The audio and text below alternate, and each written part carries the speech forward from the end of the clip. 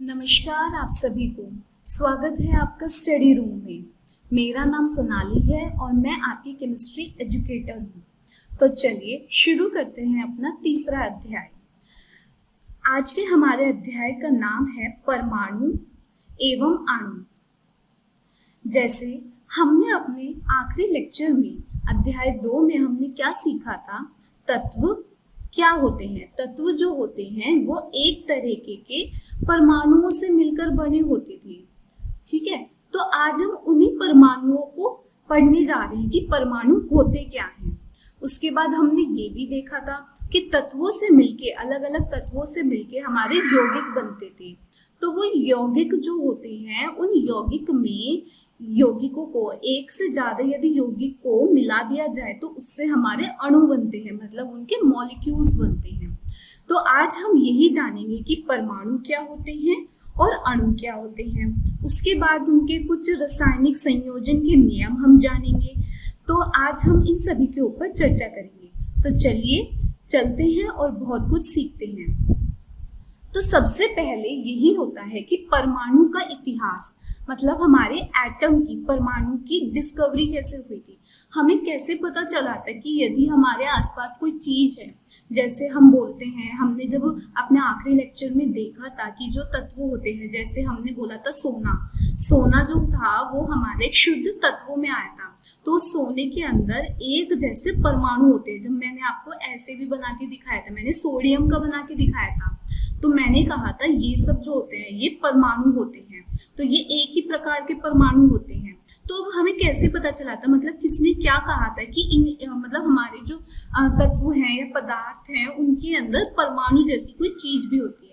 तो हुआ क्या था, हमारे मतलब 500 ईस्वी में, मतलब 500 बीसी के टाइम, मतलब बहुत साल पहले, तो क्या हुआ था, हमारे एक वैज्ञानिक थे जिनका नाम क्या था, भारतीय दार्शनिक जो थे जिनका नाम था महर्षि कर्नाड। तो उन्होंने ये कहा था कि हमारे जो पदार्थ होते हैं ना, वो कुछ ऐसे कणों से मिलकर बने होते हैं जिनको यदि छोटे छोटे कणों में विभाजित किया जाए तो एक ऐसी स्थिति आएगी कि उनको और विभाजित नहीं किया जा सकता। मतलब क्या है इसका, कि जैसे हमने एक ईंट ले ली, सोने की ईंट, इसमें क्या है, बहुत सारे हमारे एटम्स है, मतलब परमाणु है इसके अंदर। तो हमने क्या किया, इसको छोटे में तोड़ दिया, ऐसे छोटा करके तोड़ दिया इस ईंट को, फिर और छोटा करके तोड़ दिया एक ऐसे, फिर और इसको और छोटा कर दिया ऐसे। तो एक ऐसी स्थिति आएगी कि इसका ये जो परमाणु हमारे पास बच जाएगा, ये जो डॉट होती है ना, इसके अंदर भी ना जाने कितने परमाणु होंगे। तो हमने छोटा कर करके इसको तोड़ दिया, छोटे छोटे कणों में तोड़ दिया। तो एक ऐसी स्थिति आएगी कि ये जो परमाणु है, इसके अंदर जो एक परमाणु बच जाएगा उसको हम और तोड़ नहीं सकते, उसको विभाजित नहीं कर सकते। तो महर्षि कर्नाड ने हमें ये बताया था। उसके बाद हमारे क्या आए थे, उसके बाद हमारे दूसरे एक भारतीय दार्शनिक आए थे जिनका नाम क्या था, पाकुदा कात्यायन। उन्होंने ये मत दिया था, उन्होंने ऐसे, मतलब वो डिटेल में, विस्तृत रूप में हमें ये समझाया था कि जो हमारे परमाणु होते हैं ना, उनके अंदर ये जो कण होते हैं, मतलब परमाणु के अंदर जो कण होते हैं उनके अंदर सामान्यतः संयुक्त रूप में पाए जाते हैं, मतलब वो जुड़े हुए पाए जाते हैं। जैसे यदि मैं आपको कह दूं, जैसे हमने हाइड्रोजन का मॉलिक्यूल होता है, हाइड्रोजन का अणु होता है, उसके अंदर क्या होता है, दो हाइड्रोजन एटम ऐसे जुड़े हुए होते हैं ना। तो हमारे जो ये पाकुदा कात्यायन थे, उन्होंने यही मत दिया था कि जो परमाणु होते हैं ना, वो जुड़े हुए होते हैं आपस में। ठीक है, तो जो हमें द्रव्यों के भिन्न भिन्न रूपों को प्रदान करते हैं, मतलब यदि कोई हमारा एक द्रव है, उनके भिन्न भिन्न रूपों को प्रदान करते हैं। जैसे यदि दो हाइड्रोजन एटम, दो हाइड्रोजन के परमाणुओं को मिला दिया जाए तो उससे एक H2 का अणु मिलता है। H2 एक हमारा अणु है।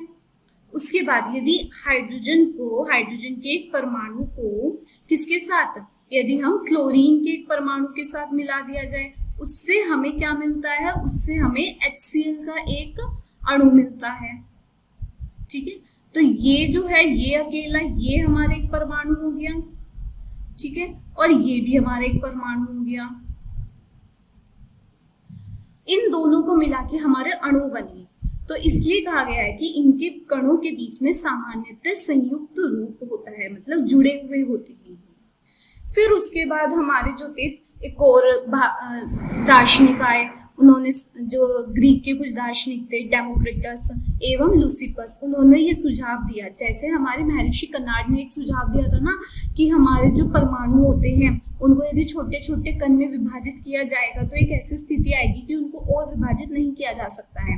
तो ऐसे ही डेमोक्रिटस और लुसिपस ने ये सुझाव दिया था कि हमारे जो द्रव्य होते हैं, द्रव्य को विभाजित करते जाएं तो एक ऐसी स्थिति आएगी जब प्राप्त कण को पुनः विभाजित नहीं किया जा सकेगा, मतलब उनको और छोटा छोटा नहीं तोड़ा जा सकेगा। ये बड़ा था, इसको तोड़ के हमने ये बना दिया, फिर तोड़ के हमने ये बना दिया, फिर तोड़ के हमने ये बना दिया, फिर तोड़ के हमने ये बना दिया, ठीक है, मतलब ये बना दिया, फिर तोड़ के हमने ये बना दिया, फिर तोड़ के हमने ये बना दिया। तो इस चीज को अब आप और कितना तोड़ सकोगे? तो एक ऐसी स्थिति तो आएगी ना कि हम उसको तोड़ नहीं सकेंगे। तो जो वो स्थिति आती है ना जिस चीज पर हम अपने कण को और विभाजित नहीं कर सकते, उसी स्थिति पे जो हमारा बचता है कण, उसको हम परमाणु बोलते हैं। तो उन्होंने इन अविभाज्य मतलब जो इनसेपरेबल कणों को परमाणु कहा था, मतलब अविभाज्य कहा था। ठीक है, अब जैसे हम ये देख सकते हैं तो इसमें हमारे जो तीनों साइंटिस्ट ने, तीनों वैज्ञानिकों ने जो अपना अपना मत दिया था ना वही लगा हुआ है। तो हमने जैसे महर्षि कनाड और जो डेमोक्रिटस और लुसिपस ने दिया था, उन्होंने कहा था कि इसको और विभाजित नहीं किया जा सकता।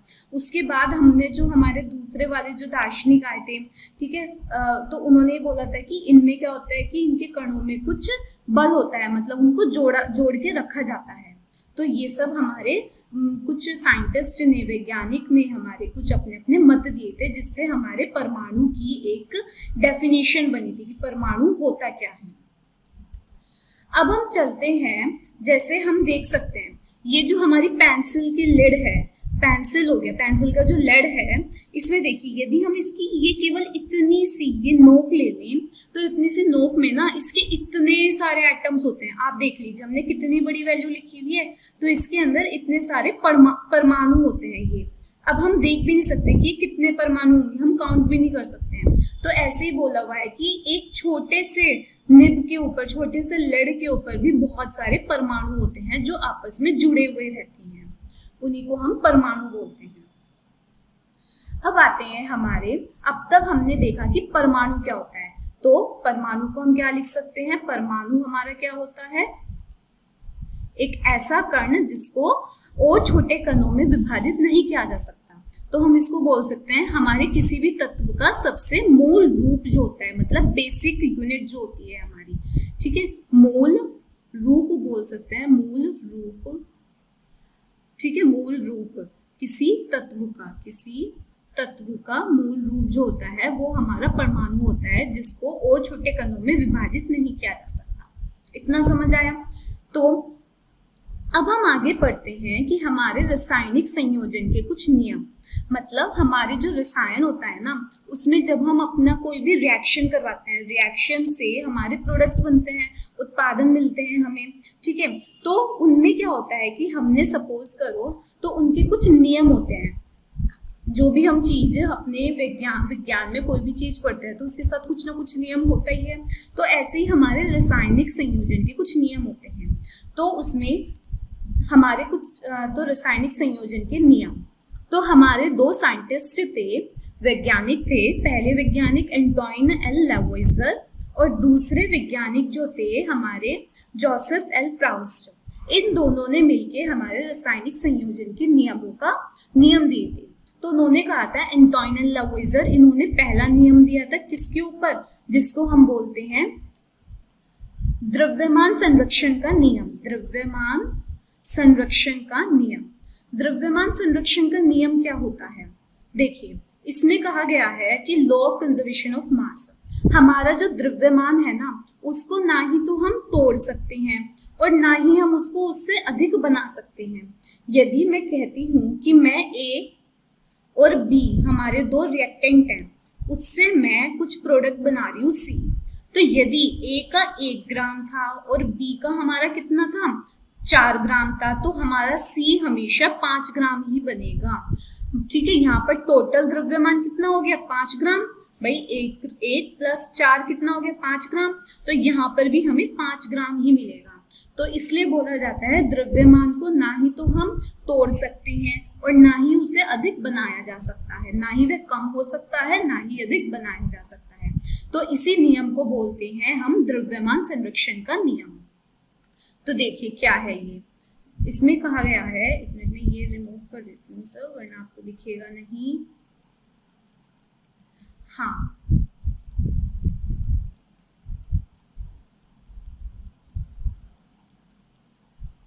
तो देखिए ये कहा गया है कि द्रव्यमान संरक्षण के नियम अनुसार किसी रासायनिक अभिक्रिया में, मतलब कोई भी केमिकल रिएक्शन होती है, कोई हमारी जो रासायनिक अभिक्रिया चल रही है उसमें द्रव्यमान का ना तो सृजन किया जा सकता है, मतलब उनको ना ही तो और बनाया जा सकता है, द्रव्यमान जितना था उससे ज्यादा बनाया भी नहीं जा सकता है, और ना ही उसका विनाश किया जा सकता है, मतलब जितना था उससे कम भी उसको विनाश नहीं किया जा सकता।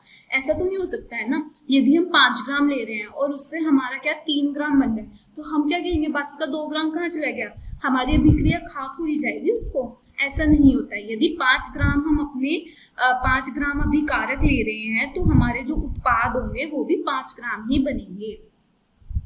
तो द्रव्यमान संरक्षण के नियम अनुसार रासायनिक अभिक्रिया में उत्पाद मतलब हमारे जो प्रोडक्ट्स का द्रव्यमान, अभिकारक मतलब रिएक्टेंट्स के द्रव्यमान के बराबर होना चाहिए। जैसे हमने ये कहा कि यदि हमने अपनी ये मोमबत्ती ली, मोमबत्ती का यदि हमारा द्रव्यमान सपोज करें हम 100 ग्राम है, ठीक है, उससे हम कह देते हैं ये जो हमारी मोमबत्ती बची इसका द्रव्यमान 50 ग्राम रह गया, ठीक है, ये हमारा अभिकारक था, अभिकारक का द्रव्यमान 100 ग्राम था, तो हम कहेंगे इसका जो 50 ग्राम मोमबत्ती बची, बाकी का जो 50 ग्राम है ना, वो हमारी जो ये धुआं निकल रहा है, ये जो गैसेस निकल रही हैं इसमें कन्वर्ट हो गया होगा। जो हमारी मोमबत्ती जलाने से जो धुआं निकलता है उसमें अन्य प्रकार की गैसेस होती है ना, उसमें हमने पिछले चैप्टर में देखा था, उसमें क्या होता है कार्बन जो होता है सूट होता है, कार्बन डाइऑक्साइड गैस भी निकलती है, वाटर वेपर भी निकलते हैं, तो इन 50 ग्राम जो होगा वो इनका द्रव्यमान होगा, तो टोटल जो द्रव्यमान रहेगा हमेशा 100 ग्राम ही रहेगा। मीन्स अभिकारक और उत्पाद का जो द्रव्यमान होता है वो हमारा बराबर होना चाहिए, ना ही तो हम द्रव्यमान को विनाश कर सकते हैं और ना ही द्रव्यमान को सृजन कर सकते हैं, बना सकते हैं।